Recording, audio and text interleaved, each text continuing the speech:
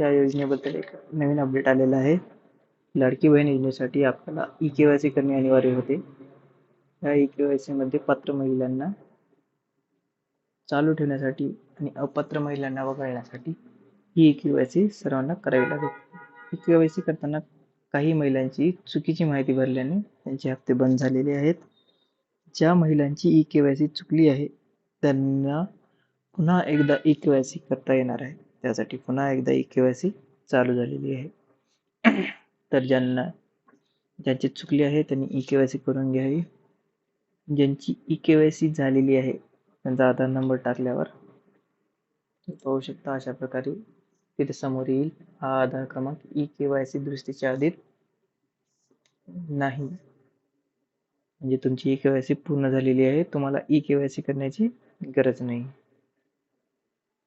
जर तुमची ई-के-वाय-सी चुकली असेल तर तुम्हाला तिथे पूर्ण करायची आहे, ज्यामुळे तुमची बंद पडलेली हप्ते पुन्हा चालू होईल. ई-के-वाय-सी करायची कुठे? तुम्ही जवळच्या CSC सेंटरला जाऊ शकता, इंटरनेट कॅफेला भेट देऊ शकता किंवा तुम्ही स्वतः घरी बसून तुमच्या मोबाईलवर करू शकता. हे करायचं कसं? कोणतीही एक ब्राउझर ओपन करा, तिथे लिहा लाडकी बहीण ई-के-वाय-सी म्हणून आणि एंटर दाबा.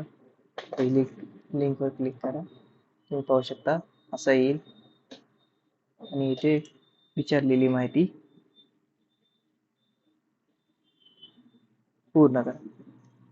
इथे बघू शकता, इथे लाभार्थीचा आधार क्रमांक, आधार नंबर टाकायचा आहे, इथे कॅप्चा फिल करायचा आहे बाजूचा आणि मी सहमत आहे क्लिक करून OTP पाठवा.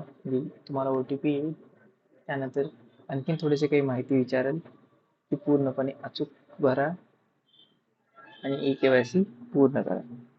जर तुम्हाला ही लिंक भेटली नसेल तर व्हिडिओच्या खाली मी लिंक दिलेला आहे, तुम्ही तिथून डायरेक्टली जाऊ शकता.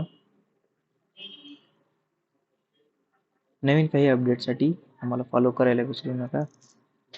काही प्रश्न असतील तर कमेंटमध्ये टाका, मी तुम्हाला पूर्णपणे मदत करेन. धन्यवाद. थँक्यू.